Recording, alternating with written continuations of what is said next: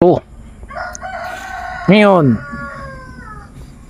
paano malalaman kung ang isang pato or itik is babae or lalaki? Ito po is lalaki. Yan o, itsura niya. Yan, mga lalaki yan. Yan. Tingnan nyo yung hugis ng mukha niya. Yan, mga lalaki yan. Tatlo sila, mga lalaki. Ang babae is yun. Yan, babae. Yan, medyo maliit. Yan, okay. Yan ang babae. Babae yan siya. Medyo maliit siya. Itong mga to, yan, malalaki. Yan ang lalaki.